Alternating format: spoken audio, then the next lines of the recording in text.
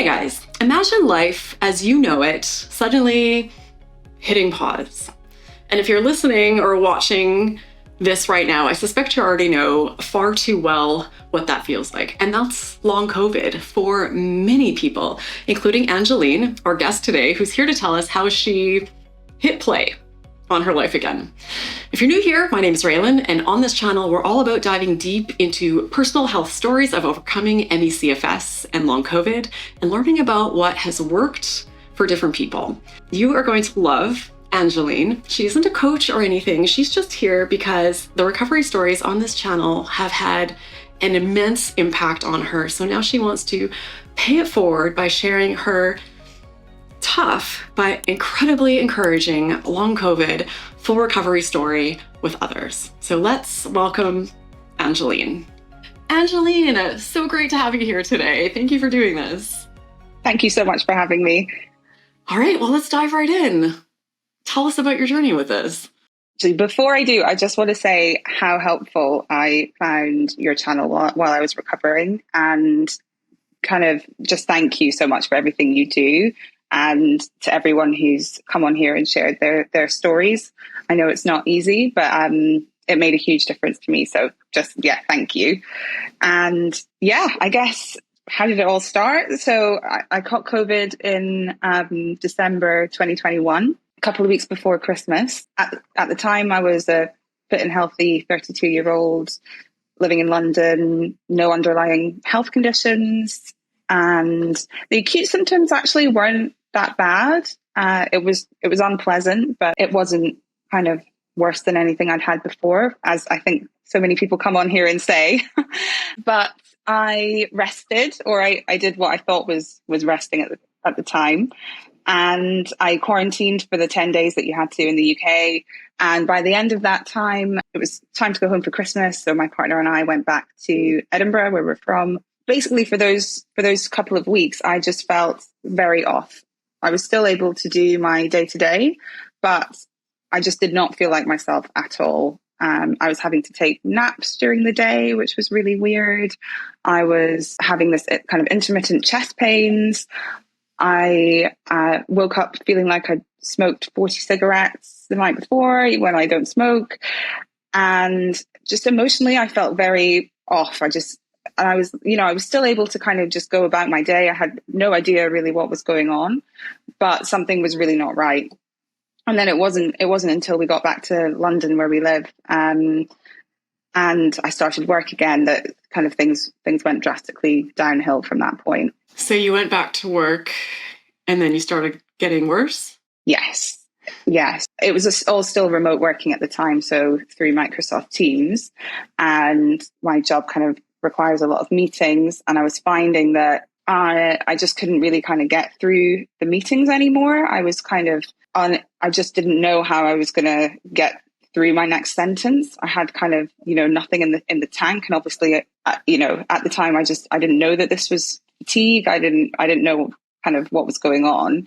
So I was kind of just about making it through. And then kind of in the afternoon, every day, I was having these really, really bad crashes, which kind of felt like a cross between maybe like a migraine and a panic attack. It's very difficult with long COVID because, well, actually ME/CFS, any of these chronic conditions, there isn't really the language to describe very accurately, I find, what you're trying to talk about. But I guess maybe, like a cross between a migraine and panic. I've never had a panic attack that I know of. Maybe I was having one, I don't know. But anyway, that was kind of what it felt like. It felt something was very, very wrong. I ended up having this two-week period, which was just, a complete nightmare. I was having these severe crashes every day. And then all these other symptoms started kind of flooding in. So I had really bad insomnia, just couldn't sleep. If I felt like I was drifting off, my body would just kind of jerk me back up again. And if I did get to sleep, I would have these horrible, horrible, really vivid nightmares, which had kind of pain alongside them as well. So that was quite terrifying, actually. And I got kind of just a quite a big range, really. The chest pains were still there. I had really severe brain fog. Like, I remember I tried at the time, I kind of just was trying to still do things. I went to the shop. I was like trying to find a carrot And I remember just thinking, like, my head feels like it's full of concrete. I cannot process anything. I don't know how I'm going to find the carrot. I don't even, I just don't even know what's going on.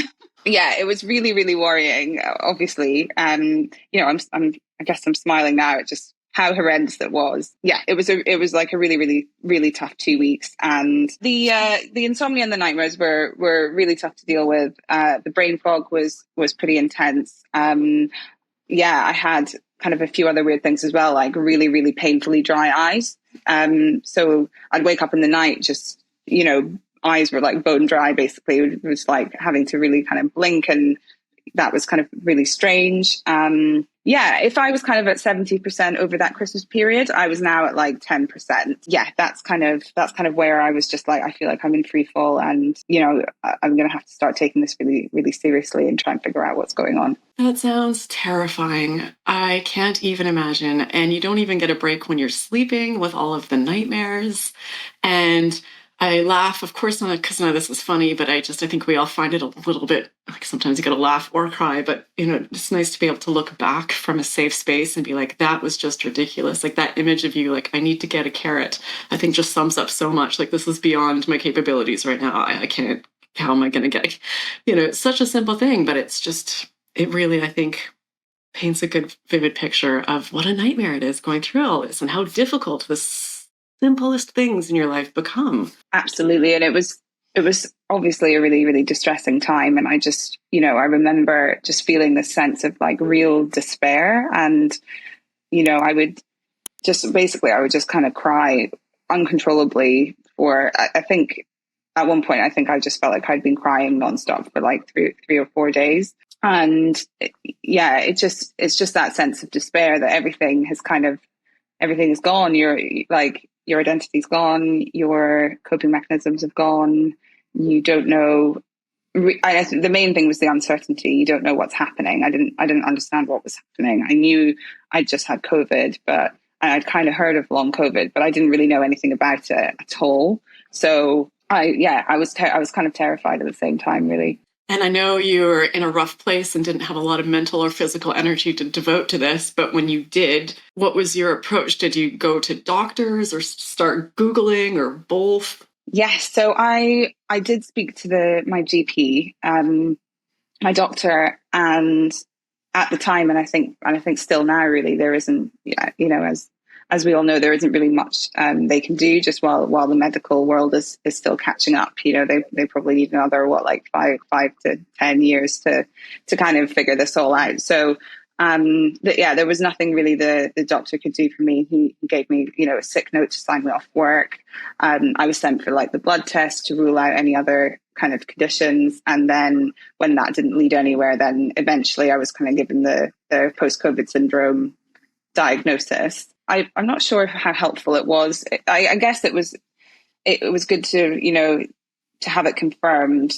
What I suspected was maybe the trigger for this, but yeah, I think it's obviously long COVID is a bit of I think it's a bit of an umbrella term, really, and it doesn't tell you anything about exactly specifically what is happening to you and your body in particular. But yes, I mean the doctor did say we would expect you to make a full recovery. And those were words that I really hung on to. I think yes,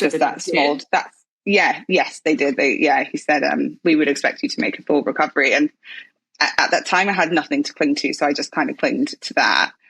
And yeah, so I think pretty soon I just kind of realized that, I was going to have to kind of figure this out myself, really.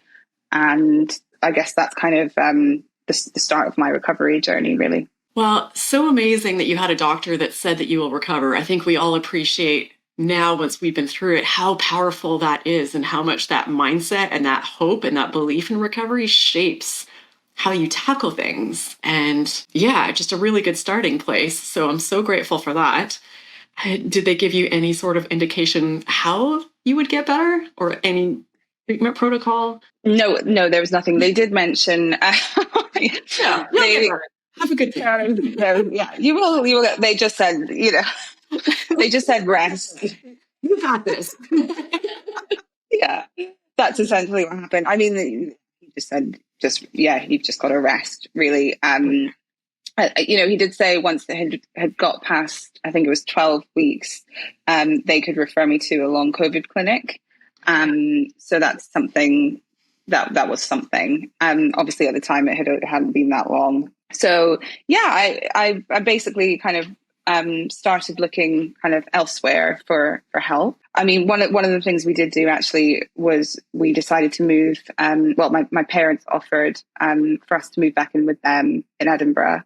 They live in this kind of like leafy suburb. They've got this really nice kind of nature reserve nearby, and it's much more in nature than our flat in the centre of London.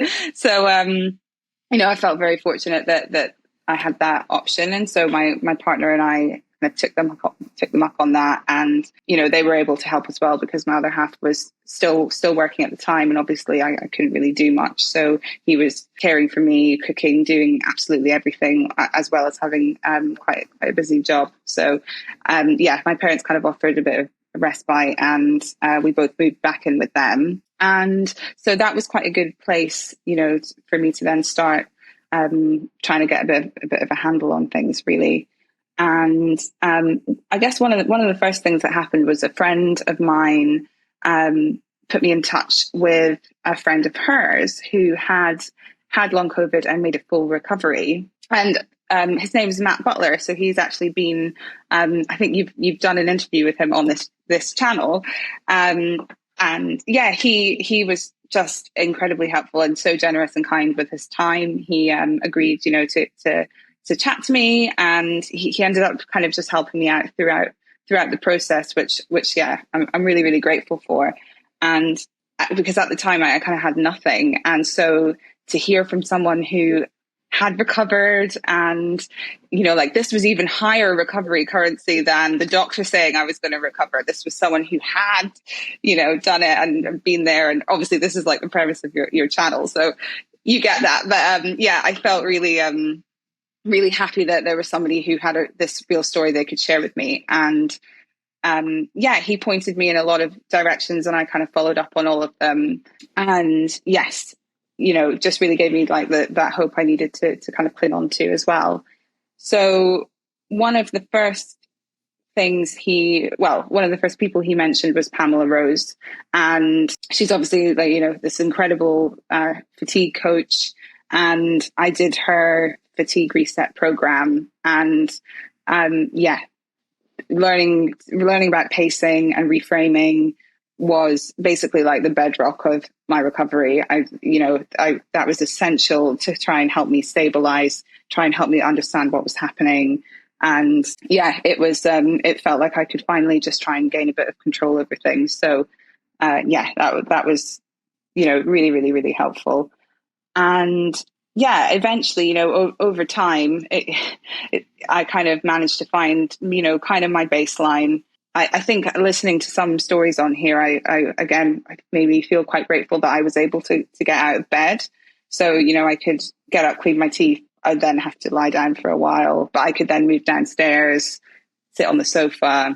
I sat in my parents' garden for quite a lot of the time as well. So it was, it was nice to be able to at least kind of move out of the bedroom. But that was incredible. The other thing that Matt had mentioned quite early on was the nervous system. And I had never really thought about the nervous system before. I kind of didn't really know exactly what it was or what it did. And I actually did find it just really fascinating to start kind of uncovering what it was. And I ended up turning to things like meditation. I used the Calm app, which is a really good meditation app. So I used to kind of just do that for as much as I could every day. And it really, really helped me. I found, I could start use meditation to just, obviously regulate my breathing, could even help it to kind of get control over some of the pain that was going on with the headaches. And that was just so essential in the recovery process. Again, as well, being in nature, just sitting in the garden, kind of watching the trees and things, I found quite soothing. I would have a bath every evening, and I'd always feel my best after I'd had the bath. And again, I think that's got a lot to do with the nervous system. Mm-hmm. So, over time, I definitely learned that I think looking back on it now, there were a few different things going on, but I think nervous system dysregulation was definitely one of them. And I could just tell that I was completely out of whack, the uncontrollable crying. I felt quite on edge all the time, the insomnia, etc. I think we're all kind of wrapped up in that. So those techniques were absolutely essential as well to try and help me stabilize. And then I guess I also just wanted to mention I ended up getting in touch with a therapist. So I had kind of Pamela helping from the sort of fatigue specialism side of things. Obviously, it was a very difficult time. So I knew I needed some psychological support. And I ended up going to, he's a guy called Andy MacArthur in Edinburgh, who uses a mix of NLP and hypnotherapy, which was just, I guess I went in knowing that I needed some emotional support, but I didn't realize on how many different levels it would actually help me in my recovery. Yeah, we worked together on a number of things. So, we did visualizations and I think kind of reframing. I think there was your cat in the background. I'm trying to pretend I'm not distracted by that. So sweet. He's taking a hold. And did you just call him a cat? That's very cute too.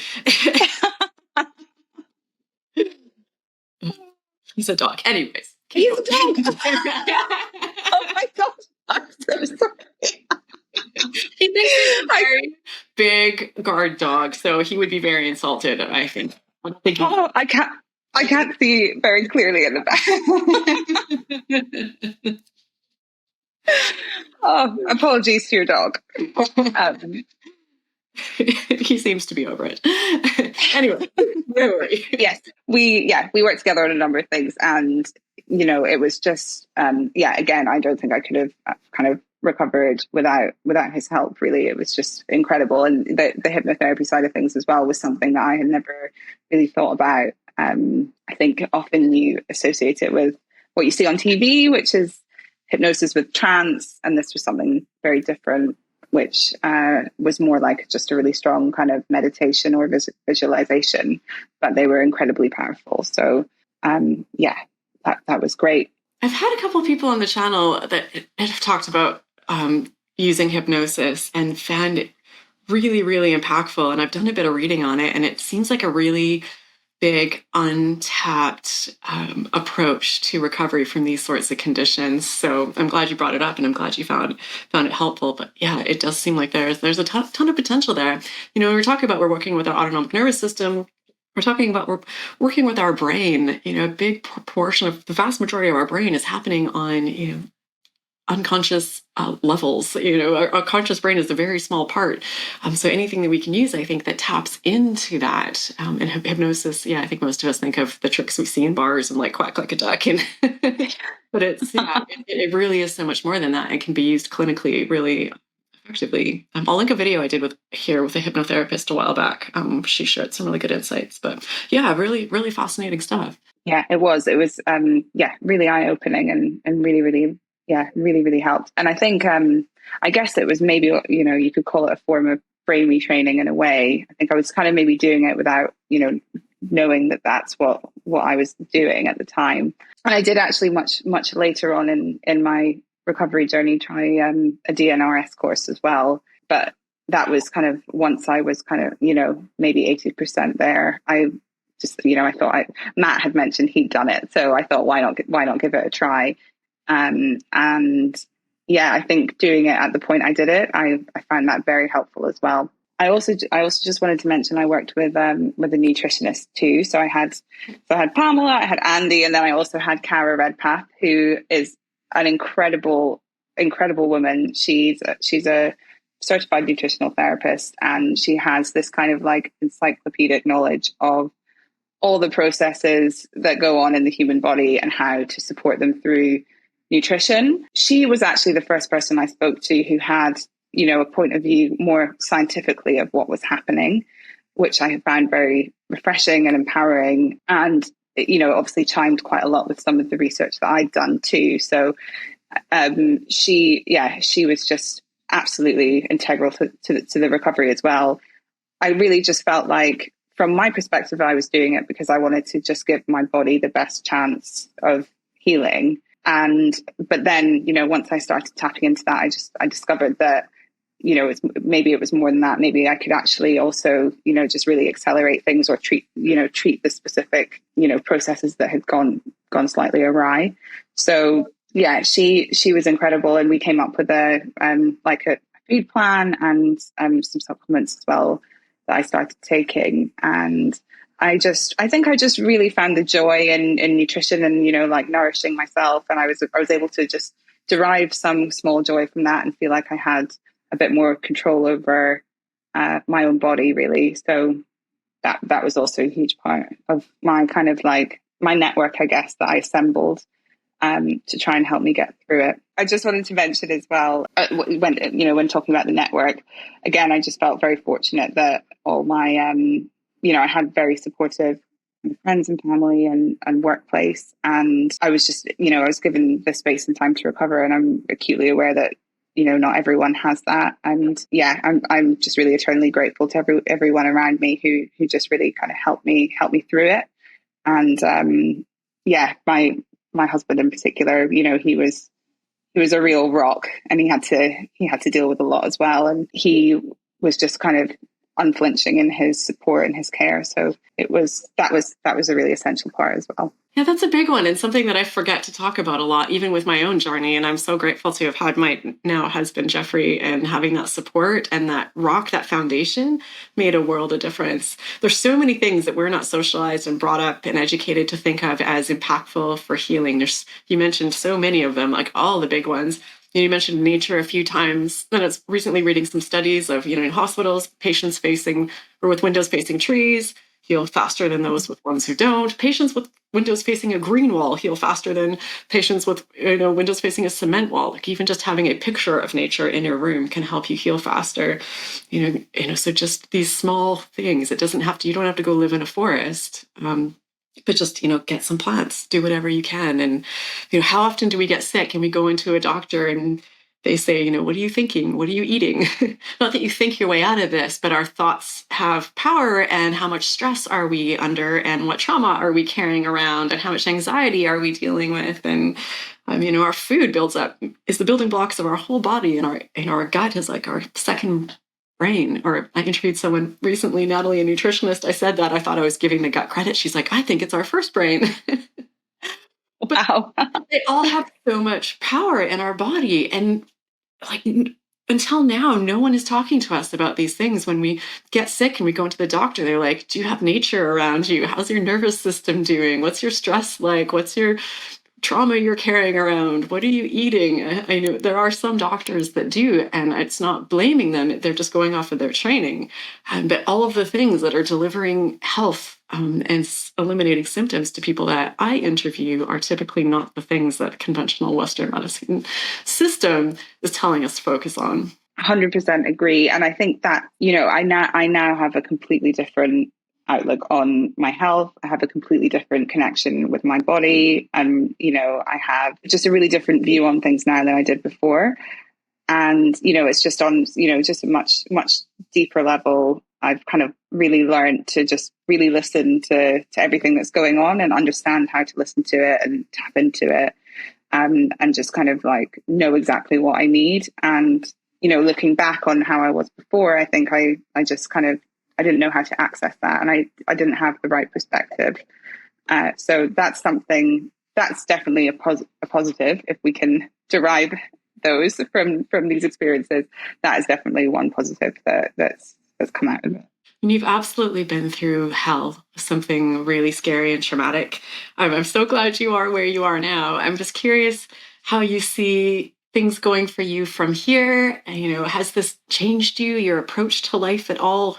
Where are you now? Yes, I would say it absolutely has. I mean, so I consider myself to be fully recovered, which I'm so relieved to be sitting here saying. It took me It took me. Let's just take a moment. I imagine there are so many times on your journey where if you could have zoomed forward to this moment, hearing yourself say this, it would have just been just mind blowing. Like, oh my goodness, I made it. You know? Do you know, I actually did when I was in some, really dark moments. I used to say to myself, what are you going to say in your recovery interview with Raelan? And I used to sit, and it used to make me think. It worked on quite a few levels because it made me visualize myself being recovered and doing the interview. Then it made me like list all the positive things I was doing to get better, and all the people I had around me, all of that kind of thing. And so I did used to do that quite a lot. So it is actually just quite surreal to be actually here doing my recovery interview with you. So yeah. I'm feel very, very grateful to be able to now say that I'm fully recovered. I think it probably took about a year and a half in total. And, again, hindsight is a great thing. I didn't know this at the time, but I think, I needed it. It was probably, I don't know, maybe seven months to a year of like my body, like healing whatever had happened. And then the rest of it, I think, was actually then learning to trust my body again and almost unlearning some of the stuff I'd learned that to help me recover. So trying to undo pacing once you've really ingrained it into your life it's actually quite hard. And I think that it was that combined with the fact that the symptoms, it's not a linear process. Loads of people come on here and say that, and that's exactly what I found. It was always 2 steps forward, 1 back. It always was. And I ended up, I maybe did a slightly adapted version of journaling where I bought this kind of quite a small diary, and I ended up needing like more of a visual reference. So every day I would give myself a colored sticker, which corresponded to like, good day, bad day, dip, flare, whatever. And even though it was obviously a bit of a moving benchmark the whole time, it gave me this, I ended up with this kind of like really visual record of kind of how I was doing. And I somehow found that really, really helpful. And it was quite a quick way of just recording what I was feeling. Yeah, I ended up actually, I looked back through it and I actually like plotted it against a kind of graph, like a scale. And I came up with a chart where I could actually see my recovery, and it just went like that. It was exactly like people say it was. But yeah, it all really, really gradually wore off. And even there was a stage where I was like, oh, I think I'm 90%. I think I'm pretty much there. And then I woke up one morning and my hand just turned purple and swelled up for like literally no reason. It looked like I'd kind of jammed it in a car door or something. I hadn't done anything to it. It was like, I was like, have I got an infection? What's going on? Again, went to the doctor, blood tests, x-rays, etc. And then they were just like, oh, hang on a sec. Maybe this is like COVID related. So yeah, it was a very strange journey, but I got there in the end. And the way I live my life now is probably a much more gentle version of what I was doing before. Like I look back to, I guess it was, when I was a bit younger, but waking up at 6 a.m. to go spinning, going straight to work, running on kind of like coffee, no breakfast, having a busy day, going out, having like drinks with friends, rinse, repeat. And I think, even though that's not the lifestyle I was living when I caught COVID, I still had a bit of that kind of exercise has to be really intense. And, you can drink loads and it's not going to have any real impact. Those kind of mentalities, which I've definitely sort of changed now. And yeah, it's just a more gentle version. And I think this was something Andy, the therapist, really helped me with, was kind of like listening to my subconscious, which was an idea that I found quite helpful, but almost like being, really being able to kind of like tap into that and just really understand what you're needing on a kind of deeper level. Yeah, very well said. And I love that you charted things on this sort of trajectory, because something I talk about all the time for people who are watching. They're like, yes, Raelan, we know a trajectory, but it's so important to think about your health recovery journey kind of like a stock that does really well. If you were to look at the graph of it over time, it wasn't like shoo, it's up and down, and some days it feels really low, like you're not getting anywhere. But when you zoom out and you see that you are getting somewhere, and yeah, that you're overall keep doing what you're doing and you're going to keep going the right direction. But also for me, I had to really start thinking about this in terms of post recovery, because I kind of, for whatever reason, despite everything I learned, got a bit naive again and expected that bumpy line to stop. And now that I'm recovered and I've learned all this stuff and I'm so smart, it's just going to be like, Yeah. Yeah. life must be smooth, and I'll never do bad things again. I'll never exercise too hard or push too hard or drink too much, or, and it's just, I think it's still just patience with yourself and realizing that you're going the right direction and you're better and better, as time goes on, but it's still not perfection. And there's still little backslides and you still feel unwell sometimes and you still forget and have to relearn some of the things. I actually caught COVID again recently. So I hadn't had it since that time in 2020, or, maybe I had, but like I hadn't had it where I'd known about it, since Right. 2021. And I caught it again in January. And obviously I'd spent all of my recovery petrified of getting COVID again, because obviously, for obvious reasons, I just did not want to have it again. And then once I'd started trying to kind of reinstall myself into kind of daily life, I had to really work on, not trying not to worry too much about catching it again, because I just told myself, what's the point of recovering if you're not going to just live your life fully in the way that you want to? So, I had to really push myself to kind of get out there, especially, in cities, like using the tube, going back into the office, all of that was a real challenge. But, I got there with it. And then, in January, kind of, New Year's Day, really tested positive.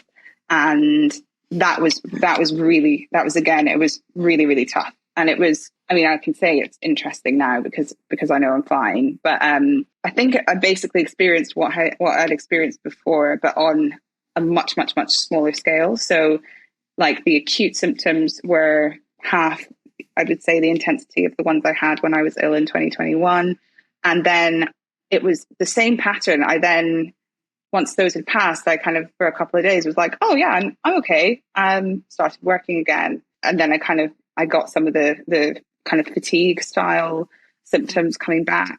That was really, really, really scary. And I had a week where I was just like, I cannot go through this again. I honestly don't know how I can do that again. So yeah, I had this week of being really worried, but I kind of drew on the stuff I'd learned. And luckily after about a week, I found that it was all just kind of going away. And, I've been totally fine since then. So actually that really helped. In a way, it really helped, because I now know that if I do catch it, and I did, like, it's not going to necessarily be the same again. So yeah, that it was a tough part of the story, though. Yeah, that is really important, and actually something that I don't think we talk about enough, or really at all, especially since this, COVID is still going, and there's, people, I just had it again recently, and it's trauma for so many of us, even people who never had COVID. Like I had just gotten over 10 years of ME/CFS, and then the pandemic hit. And I remember just, crying to my husband. I'm like, I can't do this again. I can't go through this again. Like it took everything I had to do at once. And like, if this, like, I don't know what I meant by I can't do this again, but I just didn't feel like I had it in me to go through that whole ordeal again. But the more people I talk to and the more time I've had to reflect, the amazing thing is that you will never go through that same thing again, because you're not the same person and you're not back there. Like you have so much more information and insight and strategies and tools and support. So it might not be easy, but I don't think it's ever going to be that again. And just sharing this in case, it's as much for me or for anyone who's watching, just, it's, even if you're just even not out of your current journey and you have a big symptom flare, or don't like to use the word, but like a crash, and it feels like, oh, I'm back at zero, but you're never really back at zero, because you know so much more and you're so much further ahead. So yeah, I think it's just helpful to hold on to that you're in a different place now. You have a whole new toolkit that you didn't have before. So you can do it.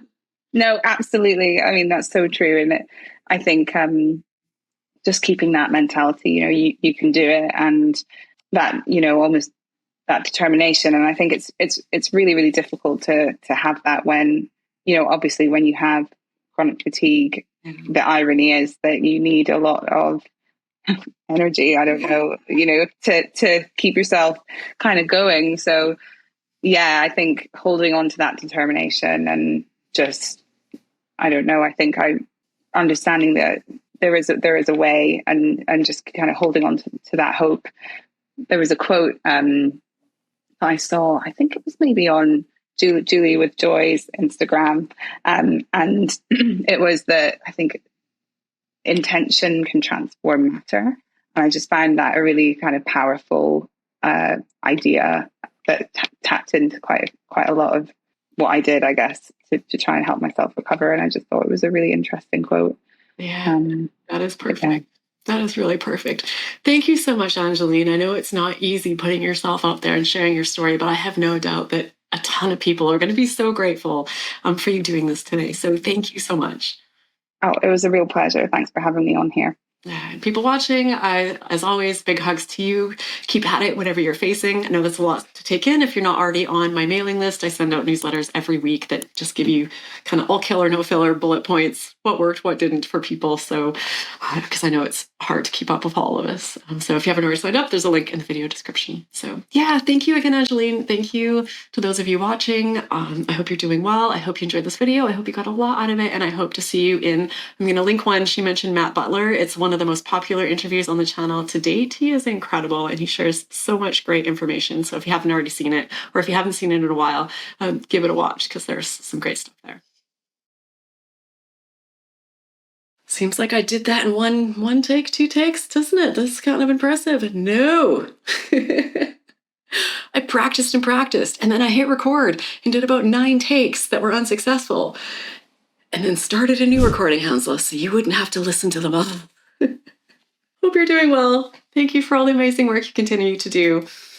Sending so much love to you and your amazing family. You are a gem of a human. You're skilled, you're a hard worker, you're just all the good things that people want and people in the world. I know your business is going to take off and you're going to go even more amazing places in life than you have already. So I'm sorry to hear about what you've been going through lately, but this is just a blip. You're fine. I think you'll be fine. Easy for me to say, I know, but I see you. You're incredible. There is nothing but success in your future.